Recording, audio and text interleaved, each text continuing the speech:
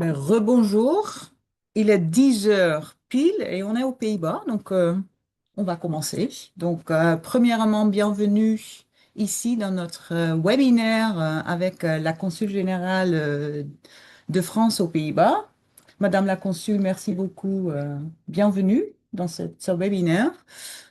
En fait, on a voulu faire cette séance avec vous parce qu'on sait que la CECI France aux Pays-Bas, on accompagne les entreprises et les entrepreneurs dans leur vie professionnelle, on peut dire, dans leur développement ici, donc professionnel. Mais on sait très bien que une réussite n'est qu'une réussite si aussi la vie privée est en ordre, hein, parce qu'on sait très bien que les deux vont ensemble. Et on sait qu'il y a beaucoup de démarches administratives, juridiques, plein de choses dont on ne pense pas forcément au début, qui vont avec une expatriation aux Pays-Bas. Et donc, on a voulu organiser ce webinaire ensemble avec le consul, avec la consul générale. Donc, Madame la consul, encore une fois, merci beaucoup pour votre temps et je vous laisse vous présenter aussi. Ben, je pense que les gens vous connaissez, mais quand même. Chère Sylvie, merci beaucoup, Madame la directrice générale de la Chambre de commerce de France aux Pays-Bas. Merci beaucoup pour votre accueil aujourd'hui dans vos locaux. C'est un grand plaisir pour moi d'être aux côtés d'un acteur majeur de la vie économique franco-néerlandaise, puisque la Chambre, effectivement, accompagne les projets économiques et commerciaux d'un grand nombre d'entreprises, à la fois françaises et néerlandaises, bien sûr. Donc, vous contribuez activement à ces liens entre nos deux pays. Vous l'avez dit, les projets professionnels, surtout à l'expatriation, ont besoin d'être accompagnés par une dimension plus personnelle de toutes les personnes donc qui prennent part à cette aventure de la relation franco-néerlandaise avec un projet économique. Et pour le consulat général, cela signifie évidemment accompagner nos compatriotes aux Pays-Bas et les accompagner notamment en proposant des informations, en partageant des informations qui manquent parfois. Pour moi, aujourd'hui, ce matin, grâce à vous, c'est l'occasion aussi de faire passer l'ensemble de ces messages, de communiquer des éléments qui parfois font défaut qui peuvent aboutir à des situations un petit peu plus complexes à gérer pour les uns et pour les autres. Donc voilà, merci beaucoup. Je vous laisse Oui. continuer. Merci. Pour votre information, ce webinaire sera enregistré. Comme ça permet aux autres personnes qui n'ont pas pu être là aujourd'hui de revoir le webinaire. Donc, si vous n'êtes pas d'accord, il faut éteindre sa caméra. Comme ça, on ne vous voit pas. On aura l'occasion de répondre à certaines questions. Ça dépend un peu combien de questions il y en a à la fin de cette séance. Mais faites attention de ne pas parler de vos cas personnels parce qu'avec la RGPD, on n'aura pas le droit de parler des cas personnels. Donc, ce sera des questions générales dont on peut répondre. Voilà. Peut-être pour revenir sur votre introduction, Madame la Consul, vous parlez de préparation de l'expatriation. Peut-être vous pouvez parler plus particulier en qu'est-ce qu'on peut faire, le consulat pour ça, mais peut-être en dire un peu plus sur le consulat en général. Qu'est-ce que fait le consulat? Oui, alors effectivement, le consulat, ça peut faire partie d'un imaginaire collectif qui est loin de ce que l'on peut imaginer réellement. Donc, je vais commencer par vous parler un petit peu de ce qu'est un consulat. Alors, je vous ai préparé des petites diapos très simples qui vous permettent de revoir un petit peu de quoi on parle. Alors, notre mission, en fait, nous sommes une administration publique française à l'étranger, au service de nos compatriotes et deux types de compatriotes pour nous, soit ceux qui résident dans le pays, donc ceux dont on parlait à l'instant, donc les Français résidant aux Pays-Bas, mais également tous les Français qui se déplacent aux Pays-Bas, qui voyagent. Et donc, pour vous donner un ordre de grandeur, il y a actuellement aux Pays-Bas inscrit à notre registre, on reviendra plus tard sur ce terme, 30 000, à peu près 30 000 Français en 2026. Et nous suivons les besoins d'à peu près 1 million, 1,2 million de Français de passage, donc de touristes français qui d'ailleurs peuvent être des membres de la famille de nos Français résidant ici ou des amis, pas nécessairement, mais un certain nombre d'entre eux, oui. Donc, toutes les informations que je passe aujourd'hui pour les Français résidents, ça peut avoir aussi un effet bénéfique pour les Français qui sont de passage dès lors que vous pouvez attirer leur attention sur un certain nombre d'autres sujets. Mhm. Ce que nous faisons enfin, un petit mot aussi, ce que n'est pas un consulat, peut-être. Un Mhm. consulat n'est pas une ambassade parce que c'est une question qui revient souvent, la différence entre le consulat et l'ambassade. Donc, le consulat a une mission administrative, alors que l'ambassade a une fonction de représentation de la France, représentation politique, donc dialogue politique, coopération économique, culturelle ou de défense. Et un consulat n'est pas un service d'urgence vitale, donc nous ne sommes ni la police, ni les secours, ni les pompiers. Et tout cela pour une raison simple, c'est que nous sommes sur un territoire qui n'est pas le territoire français. Nous sommes aux Pays-Bas pour des raisons qui sont liées à la souveraineté de chaque État. Bien entendu, ces services-là ne sont produits que par les autorités locales. Donc en cas de danger, de problème de sécurité ou de santé, ce sont les autorités néerlandaises qui sont en charge. Et puis, nous ne sommes pas Five non plus un Flags. service privé. Donc, nous ne pouvons pas subvenir ou proposer des services qui relèveraient d'entreprises privées, de banques, d'assurances, etc. Nous ne fournissons pas ce type de service. Nos services au consulat relèvent de tout ce qui est administration des Français. Donc, ce pourquoi nous sommes le plus connus, c'est certainement la délivrance des cartes nationales d'identité électronique, les CNIE, les passeports pour voyager. Un petit peu moins connu, mais connu malgré tout, l'inscription au registre des Français de l'étranger et puis, bien entendu, sur la liste électorale consulaire. Et puis un certain nombre d'autres actes comme la légalisation de signatures quand on en a besoin. Nous produisons également des actes d'état civil pour permettre aux Français résidant aux Pays-Bas de pouvoir faire valoir leurs droits au regard de l'effet produit par certains événements de la vie, comme par exemple l'accueil d'un enfant, donc la naissance, nous célébrons, enfin, nous rédigeons des pactes, nous célébrons des mariages, mais aussi nous avons la possibilité d'avoir des actes d'état civil tels que les changements de nom et bien entendu également tout ce qui est production d'actes de décès. Enfin, nous avons un service des affaires sociales qui offre un certain nombre de soutiens qui peuvent être liés par exemple à l'octroi de bourses pour les enfants scolarisés dans nos établissements français ici aux Pays-Bas. Nous pouvons pourvoir à quelques aides en cas de difficultés matérielles très spécifiques et bien entendu, nous avons une politique très active de lutte contre les violences intrafamiliales. C'est un sujet sur lequel nous reviendrons juste après. Voilà, donc ça, ce sont un petit peu nos services. Les plus connus, encore une fois, ce sont les passeports, mais tout le volet état civil et affaires sociales mérite d'être bien compris et bien perçu, et notamment tout le volet état civil, j'y reviendrai plus tard, car un certain nombre de sujets sont omis et peuvent avoir des conséquences assez importantes. On parlait de la préparation à l'expatriation. On n'est jamais assez bien préparé dans la vie. Se préparer à l'expatriation, alors vous allez voir sur ma présentation, j'ai préparé un certain nombre de QR codes que vous pouvez flasher avec vos téléphones qui vous renvoient tout au long de ce que je vous présenterai, qui vous renvoient vers des documents ressources ou des pages utiles de notre site internet et qui vous permet d'accéder donc à des informations qui sont extrêmement importantes. Se préparer à l'expatriation, donc quand on part de France et qu'on se rend aux Pays-Bas, même si nous sommes en Europe, même s'il y a une facilitation dans la mobilité des citoyens qui est organisée, y compris dans la réglementation, on peut se heurter à un certain nombre de difficultés.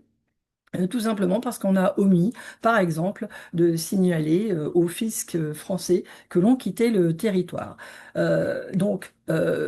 Le ministère de l'Europe et des Affaires étrangères a préparé un guide de facilitation de l'expatriation. Ce guide, vous le trouverez dans le premier QR code qui se trouve là sur ma présentation entre la France et les Pays-Bas et qui vous accompagne sur finalement la liste des points indispensables, incontournables et particulièrement cette question de l'information d'un certain nombre d'administrations est tout à fait indispensable pour éviter ultérieurement de rencontrer des difficultés importantes. Euh, Nous avons pris le soin également de mettre sur notre site internet un certain nombre d'informations utiles que vous trouvez aussi dans ce premier QR code, sur notre site internet, des informations indispensables sur ce que l'on doit absolument faire quand on arrive aux Pays-Bas, quand on est un citoyen français. Encore une fois, la libre circulation permet de s'installer aux Pays-Bas, mais vous êtes sur le territoire néerlandais. Vous devez vous conformer aux recommandations des autorités néerlandaises sur un certain nombre de sujets. Et je souhaite attirer particulièrement votre attention sur un point qui revient régulièrement, un point d'étonnement des personnes qui écoutent mes présentations. Quand vous êtes aux Pays-Bas, vous avez l'obligation de changer votre permis de conduire pour un permis néerlandais. De la Mhm. même manière, vous devez absolument immatriculer votre véhicule, si vous êtes venu avec un véhicule immatriculé en France, immatriculé avec une plaque néerlandaise. Vous avez des délais qui varient selon le type de permis de conduire que vous avez.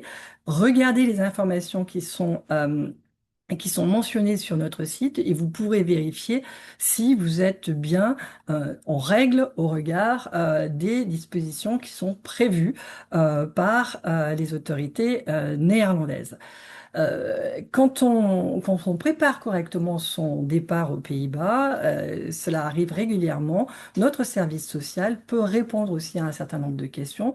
Moi, je suis très frappée de voir qu'un certain nombre de personnes prennent notre attache pour vérifier que par rapport à un projet d'expatriation, un niveau de revenu, l'ensemble des éléments seront bien compris, notamment l'accès au logement, le coût du logement, l'accès, par exemple, aux crèches.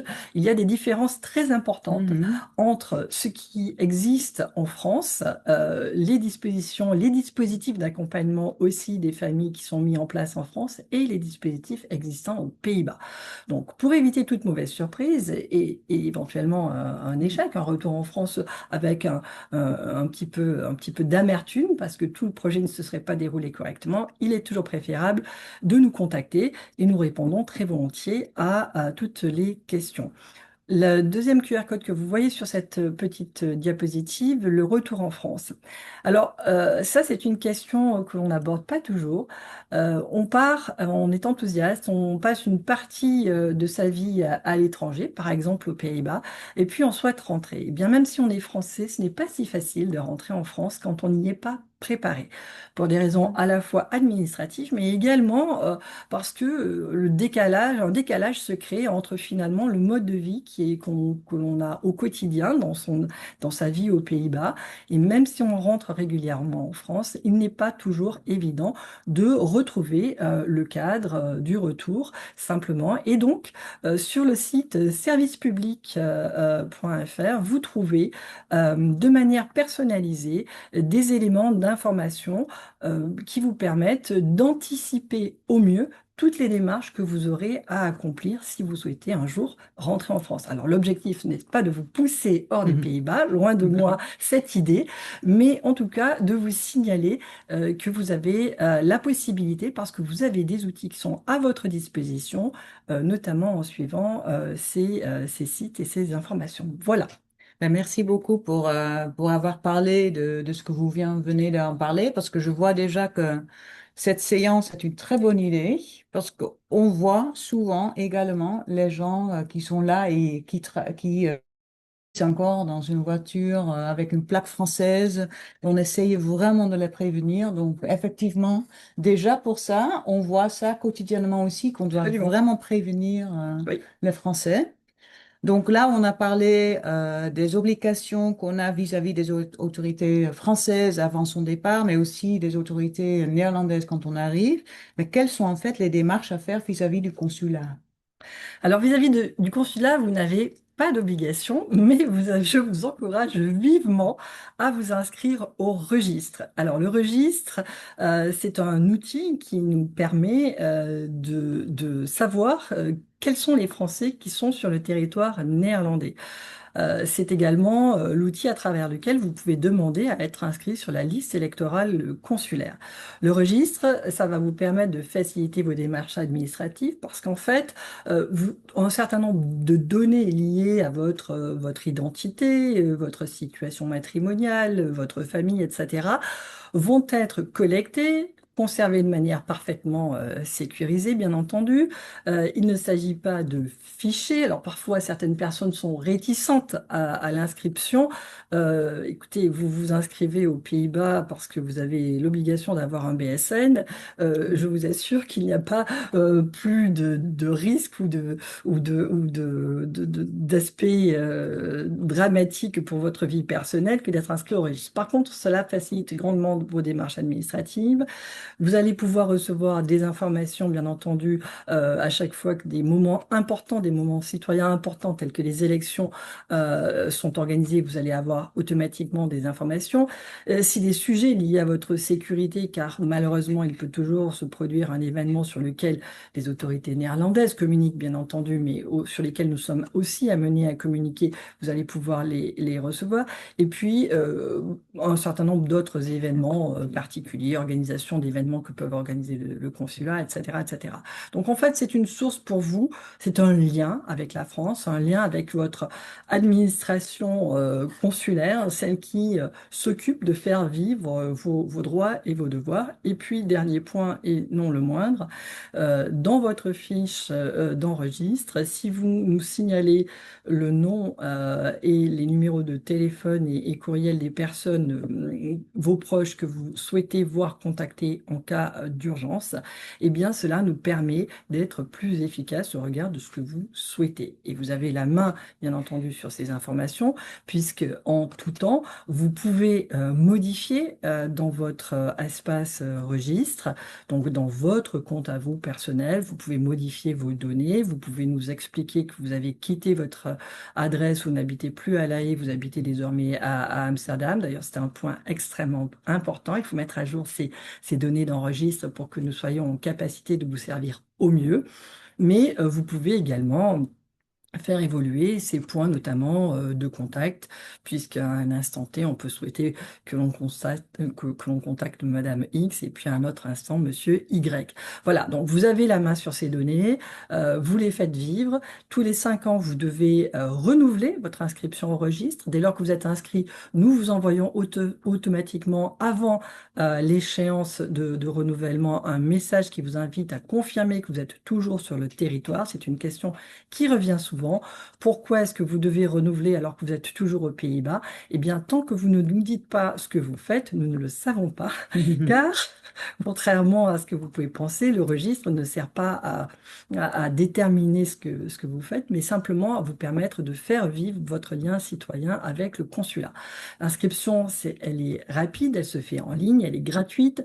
Donc, vous avez ce petit QR code qui vous amène sur la page du consulat qui vous permet de vous inscrire.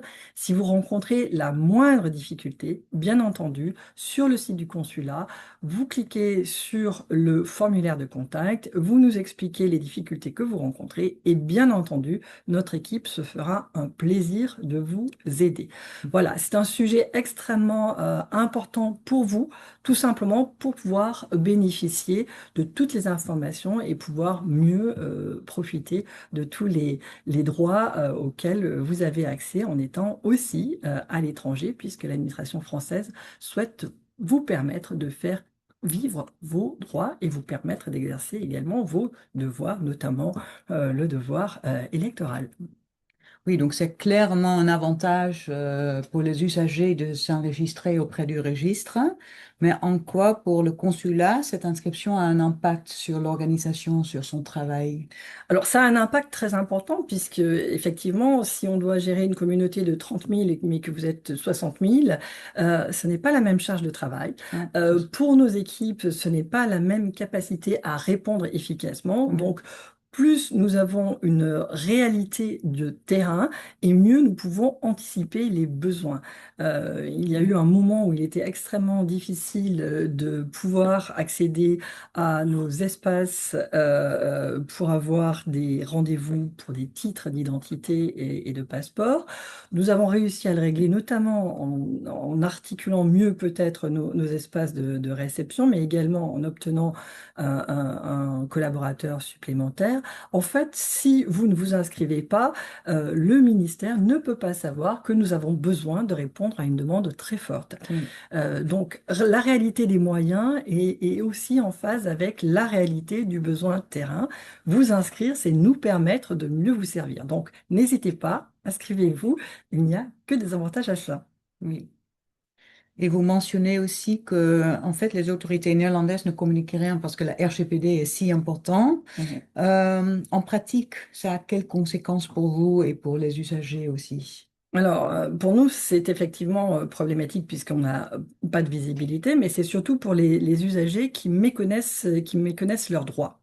Mm. Alors, je vais prendre deux exemples qui vont certainement vous frapper et que je cite régulièrement. Lorsque vous vivez aux Pays-Bas, votre vie de famille se déroule naturellement. Vous pouvez accueillir la naissance d'un enfant. Bien entendu, le jour de la naissance, les autorités néerlandaises, parce que vous êtes sur le territoire néerlandais, vont produire l'acte de naissance. Donc la maternité va établir l'acte de naissance du bébé qui vient de naître. Évidemment, la déclaration à la mairie locale va être faite, mais la mairie ne va pas signaler au consulat qu'un joli bébé français vient de naître tel jour, et nous allons l'ignorer. Ça a une conséquence très importante pour l'état civil du bébé qui vient de naître. C'est qu'en fait, il n'a pas d'acte de naissance français. Il a bien un acte de naissance néerlandais qui est tout à fait reconnu.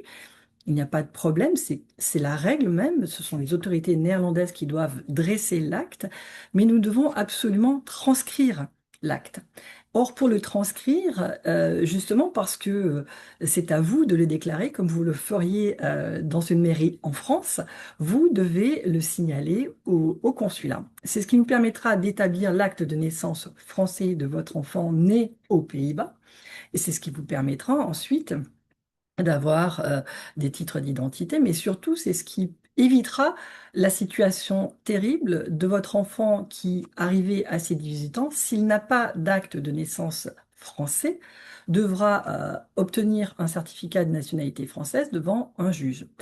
Alors, voilà, la méconnaissance d'une démarche extrêmement simple qui se fait seulement par courrier, donc vous n'avez pas besoin de vous déplacer au consulat, il n'y a pas d'attente particulière. Donc une démarche extrêmement simple, la transcription de la naissance, qui si elle est omise peut avoir des conséquences assez désastreuses quand on le découvre effectivement, parce que passé 18 ans, nous ne sommes plus autorisés à transcrire l'acte.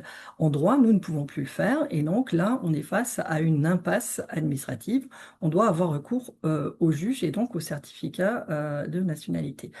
Euh, un autre cas pratique que je tiens à vous signaler, puisque ce sont des cas réels, vécus, si vous vous mariez aux Pays-Bas devant les autorités néerlandaises, c'est tout à fait possible, c'est parfaitement légitime.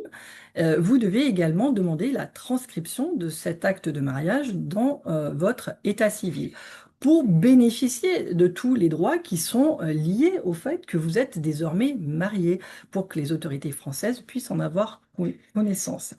Euh, si vous ne le faites pas, vous serez toujours considéré comme célibataire. Pire encore, vous divorcez aux Pays-Bas devant le juge néerlandais parce que vous résidez aux Pays-Bas, c'est le juge néerlandais qui prend sa décision. Vous êtes juridiquement divorcé aux Pays-Bas. Si vous ne faites pas connaître cette nouvelle mention, cela ne sera pas porté sur votre acte de naissance, puisque à chaque étape de votre état civil, des mentions marginales sont portées sur votre acte de naissance. Si vous êtes toujours sur votre acte de naissance marié et que 2, 3, 4, 5 ans plus tard, vous souhaitez vous remarier, eh bien, au moment de la déclaration du souhait de mariage, puisque des demandes seront envoyées à votre mairie de naissance, la mairie expliquera que non, vous êtes toujours marié avec Monsieur X ou Madame Untel, parce que en droit, vous n'aurez pas fait porter les mentions du divorce qui aura été prononcé à l'étranger. Et Une donc, vous ne question. serez pas autorisé à vous remarier parce que tout simplement, vous n'aurez pas fait transcrire. Donc, tant que la transcription n'aura pas été faite, il ne sera juste pas possible de célébrer un nouveau mariage. Ce sont des cas réels. Donc, procédez simplement à l'information des autorités, faites le nécessaire en temps utile et c'est ce qui vous permettra de bénéficier de tous vos droits. Et c'est vraiment ça qui est pour moi le plus important aujourd'hui, de vous rappeler systématiquement de pouvoir actualiser votre état civil. Dernier point peut-être sur lequel je souhaite venir, c'est la question aussi du recensement des jeunes. Vous êtes parent aux Pays-Bas, vous avez des enfants, s'ils sont inscrits avec vous sur le registre, à leur 16e anniversaire, à leurs 16 ans, ils seront automatiquement recensés. En France, le recensement est obligatoire pour tous les jeunes qui ont 16 ans. C'est la même chose à l'étranger. Et c'est ce qui permet, quand les jeunes Français résident à l'étranger, c'est ce qui permet de solliciter un document qui est très important, qui s'appelle le report de la JDC, donc la journée de citoyenneté, auxquels normalement tous les jeunes de 18 ans doivent se soumettre quand ils sont en France. Ils doivent participer à cette journée. À l'étranger, ils en sont exonérés puisque nous n'avons pas les moyens d'organiser cette JDC à l'étranger.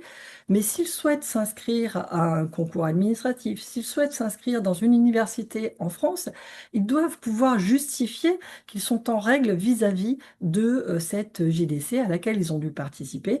Et s'ils étaient à l'étranger au moment où ils auraient dû la faire et qu'ils rentrent en France jusqu'à leurs 25 ans, ils doivent prendre contact avec le centre de Perpignan qui organise enfin, qui leur permet de participer à cette journée. Mais ils doivent disposer de ce document qui va être automatiquement disponible s'ils sont bien enregistrés avec les parents. Voilà, donc c'est vraiment mon objectif, c'est de vous Oui, dire à quel point oui, le fait de vous signaler à nous permet de vous permettre de jouir de l'ensemble des droits exact. auxquels vous avez légitimement accès Parce que si C'est j'ai bien possible de poser une compris, question? est-ce que ultérieurement. la question c'est à la fin, Ah, pardon, pardon, Laetitia? pardon. Oui, oui. Donc on revient vers toi à la fin. Ça te va?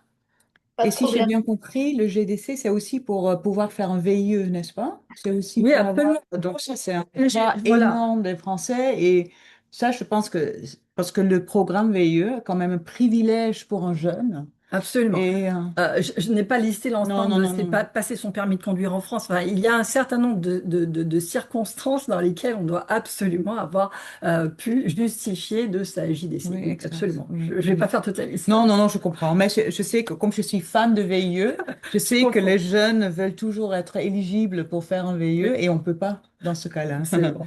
Exactement. Euh, Est-ce qu'il y a une autre démarche peut-être proposée par le consulat qui vous paraît particulièrement importante Oui, à alors faire? merci pour cette question. Je vais parler de 2 minutes de l'identité numérique certifiée parce que c'est ce qui est aujourd'hui extrêmement important et qui est permis aussi à l'étranger depuis mai de l'année dernière. Donc, pour pouvoir effectuer cette démarche, il faut disposer de la nouvelle carte d'identité, la carte petit format, la CNIE. Aujourd'hui, sachez que quiconque a une carte d'identité ancien format, donc le grand format bleu, peut solliciter, même si la carte est en cours de validité, peut solliciter une nouvelle carte au format donc électronique, la CNIE, pour disposer de la certification de l'identité numérique. La certification de l'identité numérique, c'est la possibilité de télécharger l'application France Identité sur son téléphone portable pour pouvoir ensuite, au moyen de cette identification et de la carte d'identité, donc des données biométriques qui sont à l'intérieur de la carte d'identité, pouvoir accéder à un certain nombre de plateformes de l'État.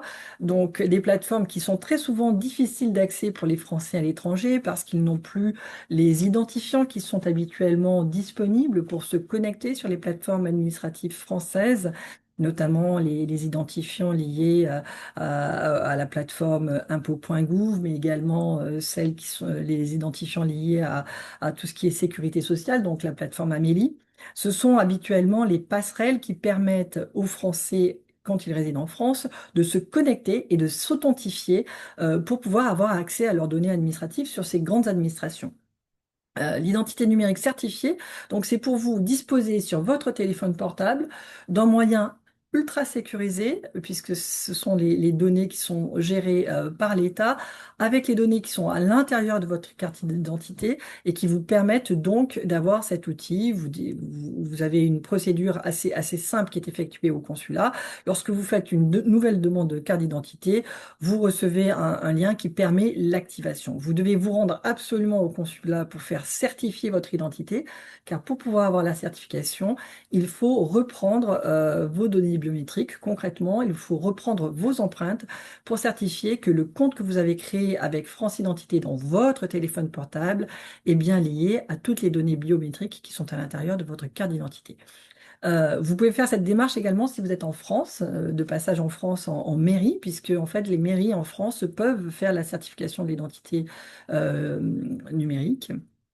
Une procédure qui va relativement vite. Si vous avez déjà votre nouvelle carte d'identité, mais que vous ne l'avez pas, que vous n'avez pas fait certifier votre identité, vous pouvez prendre rendez-vous au consulat pour demander la certification. Et nous avons mis en ligne sur le site du consulat des brochures. Je vous invite à regarder les petits tutoriels que nous avons créés spécialement à cet effet qui sont extrêmement détaillés, qui se trouvent tout en bas de la page dans la rubrique aux Pays-Bas. Euh, Nous avons déployé beaucoup d'efforts pour avoir un pas à pas très précis pour vous permettre de télécharger l'application France Identité et de préparer toutes les étapes préalables à votre passage au consulat. Une fois que vous passez au consulat, en général, ça prend un peu moins de 5 minutes. Parfois, sur certains téléphones, il y a des difficultés, mais nous mettons tout en œuvre pour vous accompagner jusqu'à ce qu'il y ait la certification. La certification, c'est éviter, limiter très grandement le risque d'usurpation d'identité, qui est toujours un problème. Quand vous communiquez des copies de votre carte d'identité, cela peut être susceptible de détournement par des tiers. L'application France Identité vous permet de créer des doubles certifiés et limités en utilisation de votre carte d'identité et qui vous permet de la transmettre aux tiers qui doivent l'accepter en tant que telle. Cela vous permet également d'accéder à un certain nombre de plateformes, comme je vous l'ai dit. Mais pour vous, Français de l'étranger, cela permet également de participer au vote par Internet, puisque vous savez que le privilège des Français de l'étranger, c'est de pouvoir également voter par Internet pour un certain nombre d'élections. Pas pour toutes les élections, mais en tout cas pour un certain nombre d'élections.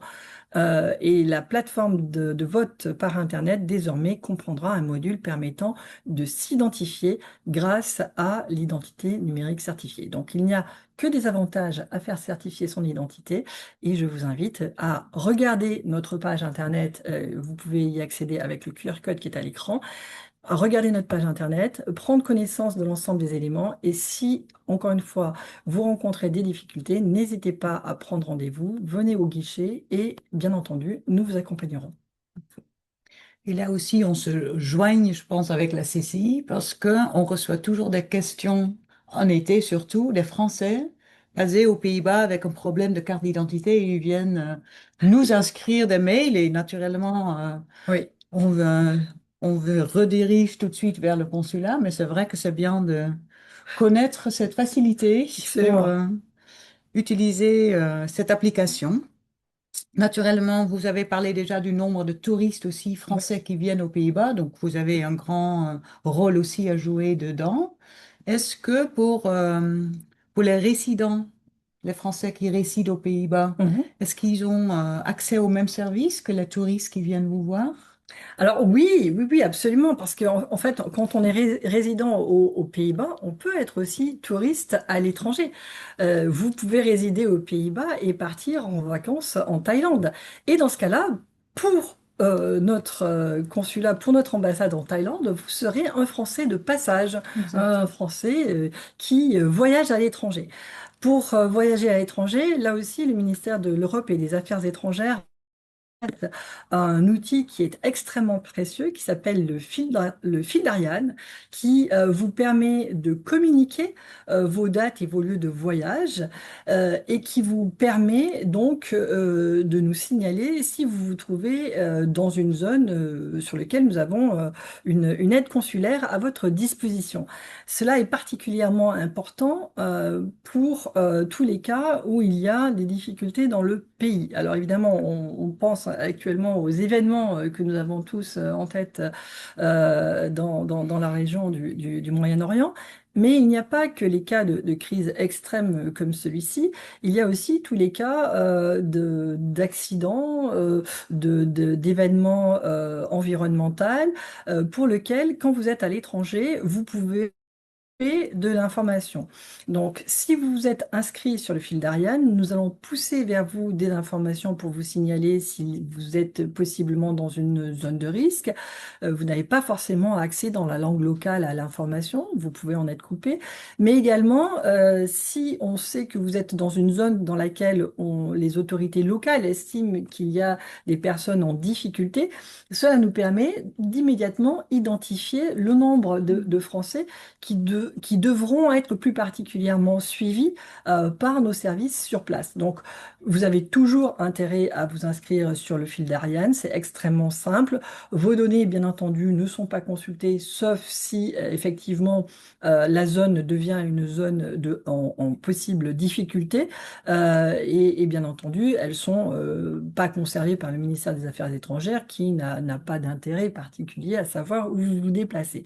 Ces données, donc, encore une fois, sont sécurisées et nous permettent seulement de vous contacter et de contacter vos proches en cas de nécessité et seulement en cas de problème pendant votre séjour à l'étranger. Donc n'oubliez pas, vous êtes un Français résidant aux Pays-Bas, vous vous inscrivez à registre pour parler au Consulat général de France à Amsterdam, mais à chaque fois que vous vous déplacez à l'étranger, n'oubliez pas d'utiliser le fil d'Ariane qui permettra à tous mes collègues partout sur la planète aussi de vous venir en aide. Je pense effectivement que les Français qui résident dans les régions actuellement en grosse difficulté sont très heureux d'avoir un Absolument. consulat auprès d'eux, en fait. Oui. Normalement, oui. Je vous propose de passer aux questions plus administratives, donc pour parler des sujets plus liés à l'économie. Mhm. Ça, c'est naturellement le domaine de la CCI qui Oui. est l'acteur pour le développement commercial. Donc, ça peut être des entrepreneurs, des entreprises françaises dans le pays. Mais est-ce que le consulat il joue aussi un rôle dans ce domaine, par exemple pour l'emploi? Non, alors pour l'emploi à proprement parler, bien entendu, le consulat n'a pas de mission particulière.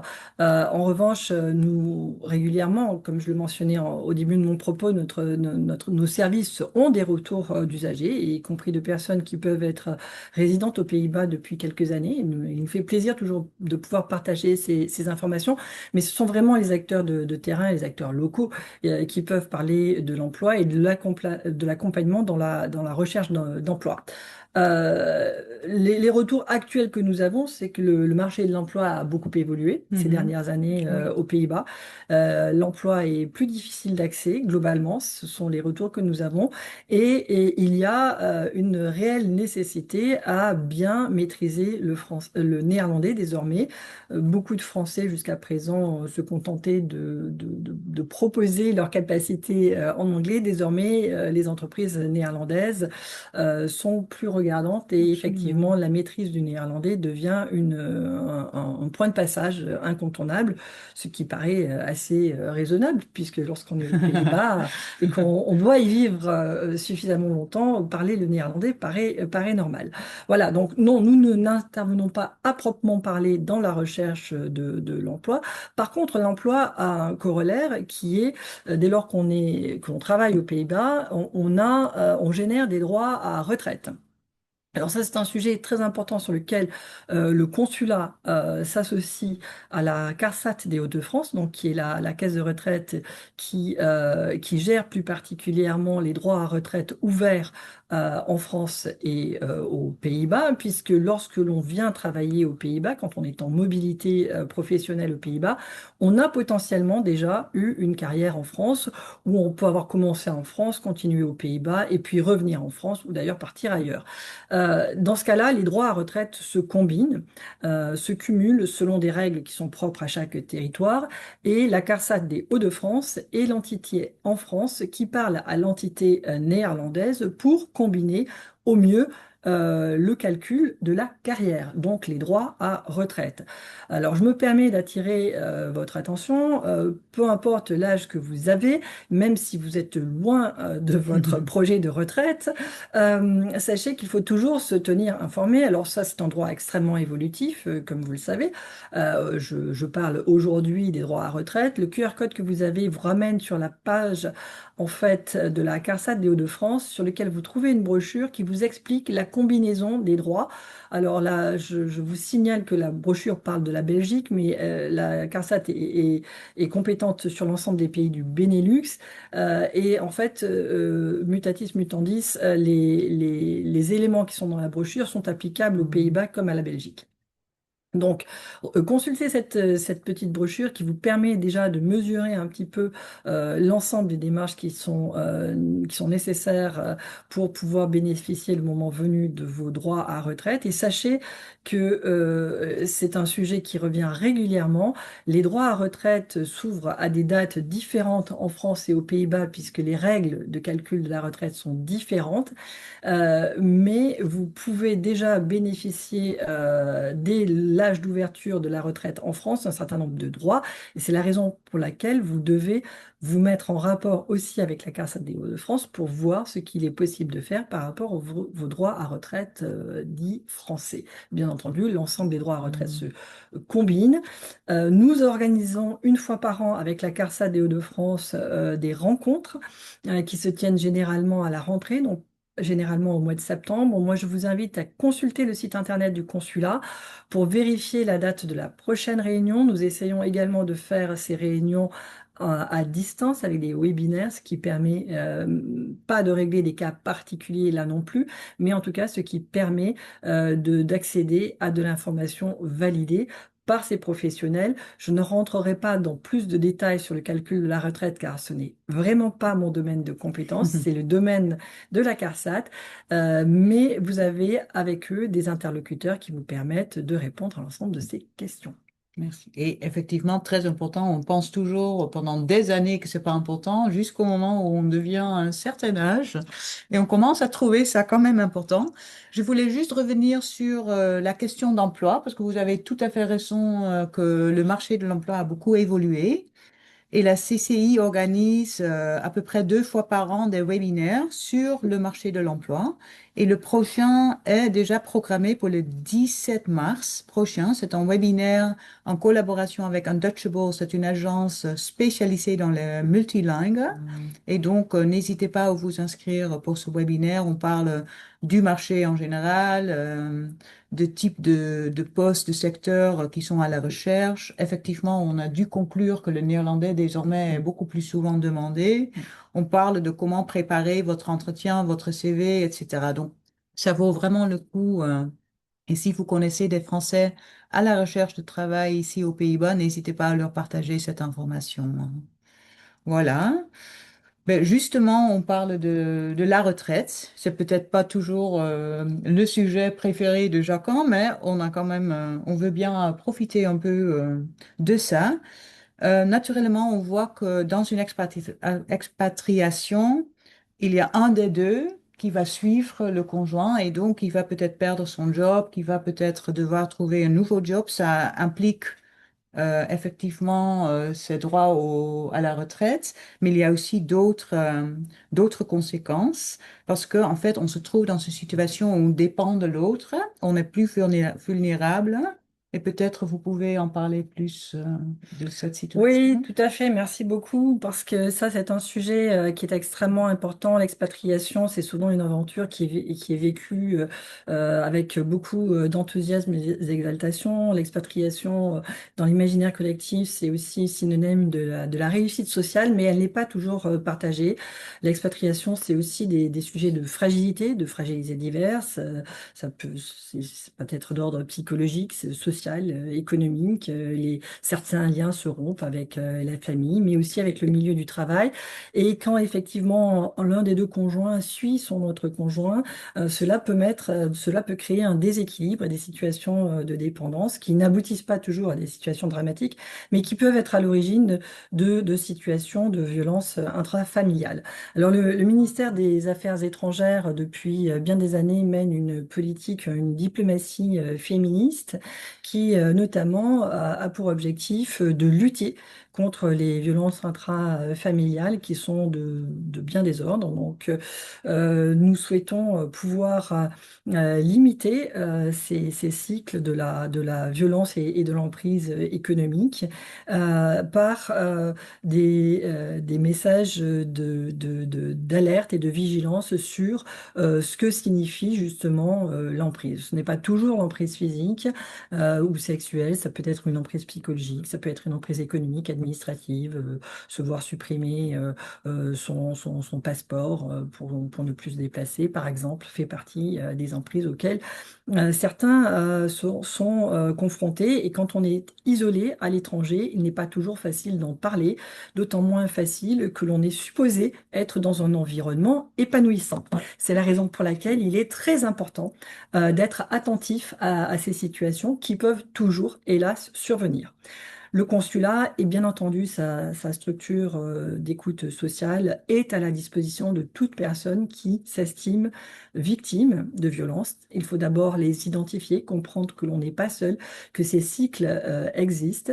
Donc, vous avez sur cette diapositive un QR code qui vous ramène sur notre page sur laquelle vous avez des documents, des ressources qui vous permettent d'identifier si effectivement vous êtes enfermé dans un cycle de violence. Parfois, les victimes ne le perçoivent pas.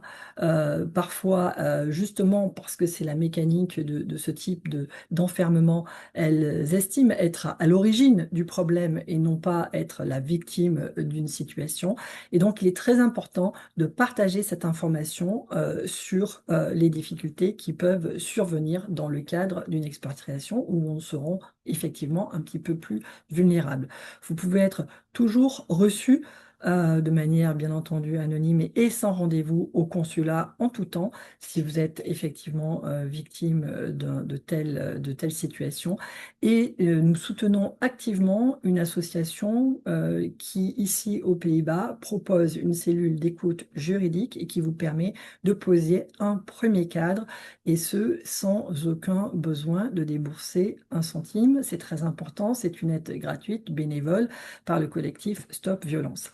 Donc, n'hésitez pas, vous avez d'autres ressources en ligne qui sont disponibles. N'hésitez pas si vous avez également dans vos cercles de connaissances des personnes dont vous pensez qu'elles sont susceptibles d'être victimes de ce type de violence. N'hésitez pas à partager cette information car il est très important de faire savoir que même à l'étranger, nous disposons de ressources pour accompagner les victimes. Oui. Merci. Merci beaucoup. C'est vrai, c'est un sujet pas très gai, mais très important. Oui, Malheureusement, c'est pas toujours le cas, mais effectivement, le couple peut vraiment avoir une épreuve pour survivre cette expatriation et dans ce cas-là, ça a des conséquences. oui. Et je pense qu'en général, on peut dire que l'expatriation a des conséquences, je pense, sur le droit qui entoure le mariage. Oui. Pourriez-vous en parler plus en détail de ça? Oui, alors sans être jusque dans les violences, effectivement, ce que l'on ignore souvent, c'est qu'en réalité, l'expatriation a un impact sur le couple, sur le droit qui entoure le couple, que ce soit le mariage, le divorce, le décès, donc tout ce qui va entourer la vie au sein du couple. Je vous invite à suivre un webinaire qui a été mis en place par la cellule France Consulaire sur ce sujet. C'est un webinaire que vous pouvez rejoindre en flashant le QR code qui s'affiche à l'écran et qui vous permet donc d'avoir une présentation assez extensive de l'ensemble des éléments sur lesquels il faut avoir clairement des informations pour pouvoir mettre en place des dispositions qui vous permettent de gérer au mieux vos droits.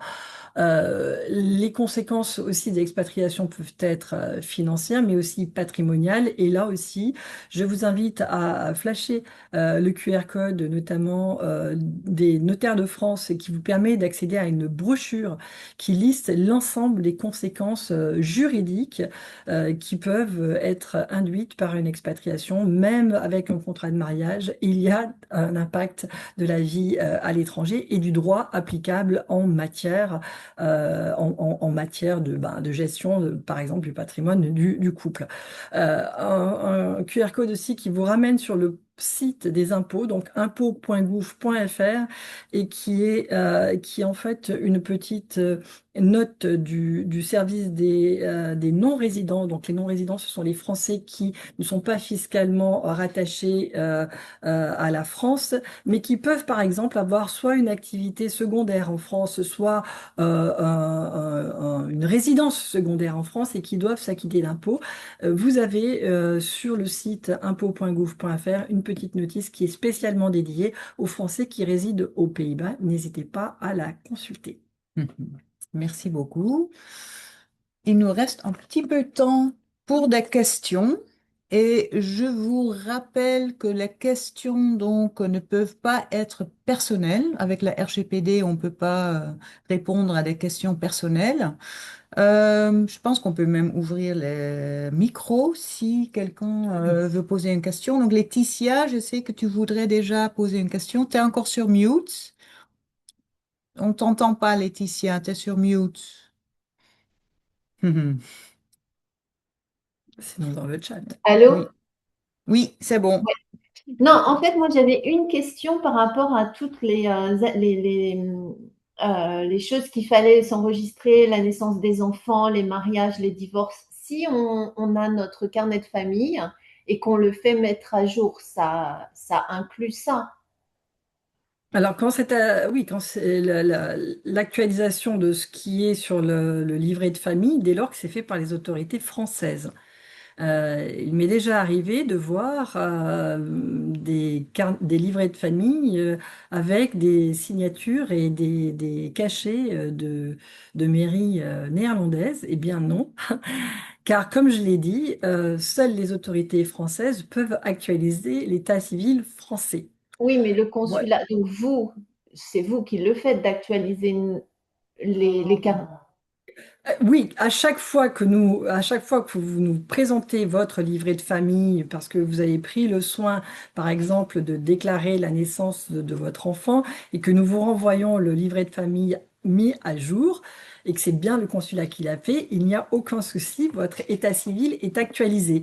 Ok. Mais je prends le temps de vous dire, si vous demandez à une mairie néerlandaise qui ignore qu'elle fait une erreur, ça ne sera pas actualisé. Voilà, donc il faut vraiment distinguer ce qui est fait par les autorités néerlandaises sur leur sol, et c'est parfaitement légitime. Et nous, en droit, nous recueillons ce que font les autorités néerlandaises, puisque l'acte dressé par les autorités néerlandaises est pour nous un acte valable. Par contre, nous devons absolument le transcrire en droit français. Voilà, donc à chaque fois que vous nous transmettez vos informations, oui, nous mettons à jour votre état civil, celui de vos enfants, etc. Nous faisons vivre votre état civil et vous pouvez comme ça bénéficier pleinement de vos droits. Mhm. Ok. C'était tout pour Merci. moi. J'ai Merci. vu qu'il y a des questions dans le chat. Peut-être ceux qui l'ont mis dans le chat Alors, voudraient il y aussi. avait une réflexion de Marie Good qui disait que le fil d'Ariane ne permet pas à un non-résident français d'inscrire son voyage en France. Non, bien sûr, parce que c'est pas le but. Alors, clairement pas, parce que en fait, le fil d'Ariane n'intéresse que le réseau consulaire. Donc, c'est la question qu'on voyait avec Sylvie. le secours que nous apportons, nous, aux Pays-Bas, aux Français qui passent aux Pays-Bas, c'est le secours que mes collègues, par exemple, je parlais de la Thaïlande, on va parler de la Corée, de la Chine, des États-Unis, peuvent apporter dans un voyage à l'étranger. En France, ce sont les autorités françaises sur leur territoire national qui apportent du secours aux Français. Donc, quand vous êtes Français résident aux Pays-Bas, si vous vous rendez en France, vous ne vous signalez pas au ministère des Affaires étrangères. Par contre, quand vous êtes résident français à l'étranger, donc vous êtes résident français aux Pays-Bas, vous pouvez être amené à vous déplacer à l'étranger. Et dans ce cas-là, notre réseau consulaire est tout autant à votre service, mais dans ce cas-là, parce que vous êtes un touriste français dans un autre pays. Quand vous rentrez sur le territoire national, ce sont les autorités locales françaises qui vous prennent en charge. Mhm. Voilà. J'ai vu que l'autre question dans le chat, c'était plutôt une remarque d'Emmanuel van Houdenhoven, qui est d'un Dutchables. Et effectivement, Mhm. on travaille ensemble sur ce webinaire sur le marché de l'emploi. Est-ce qu'il y a d'autres questions? On J'ai- aura peut-être le temps d'une dernière question.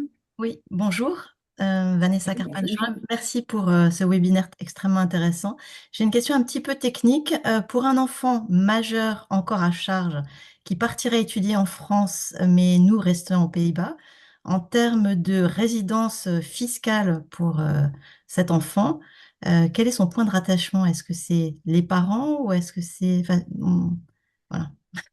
Alors, c'est exactement le genre de question que vous devez absolument poser au service des non-résidents. Vous êtes, vous, au plan fiscal non-résident français. Et vous avez un enfant qui va aller sur le territoire national. Sa situation fiscale va dépendre aussi de va-t-il avoir un emploi en France rémunéré, etc. Beaucoup de sujets vont s'ouvrir et dans le dialogue que vous allez avoir avec le service des non-résidents, vous aurez des réponses concrètes à une situation très spécifique, parce que là, nous n'allons pas rentrer dans la situation particulière, mais vous allez avoir véritablement tous les éléments. Sachez, et ça c'est vraiment ma recommandation absolue, sachez qu'il est toujours bon de poser la question à l'administration compétente. Vous ne serez jamais pris en défaut si vous posez la question. Vous posez la question par écrit, vous conservez l'ensemble des réponses écrites et c'est ce qui vous permet ensuite de justifier que vous avez effectué toutes les démarches en toute transparence, en toute bonne foi, et c'est ce qui vous permet d'établir que euh, tout ce qui devait être mis en place de votre point de vue l'a été. Et vous aurez les réponses pertinentes. Voilà. Donc surtout, n'hésitez pas. Et si vous ne trouvez pas la bonne administration, écrivez-nous et nous ferons un plaisir, bien entendu, de vous réorienter vers le bon interlocuteur. En l'occurrence, dans ce cas-là, c'est vraiment les non-résidents. Parfait, merci beaucoup. Je vous en prie. Merci. Euh, I have une, to go. une toute dernière question du coup, Laetitia, avant qu'on va Toute dernière. terminer. No, C'est no, vraiment la I toute... just need to. I was saying goodbye. I have to leave. Ok. Ah, Thank you. Bye. merci Laetitia. Donc en fait, oui, on arrive à la fin du webinaire et peut-être pour conclure, est-ce que vous avez encore une dernière recommandation à partager avec nous?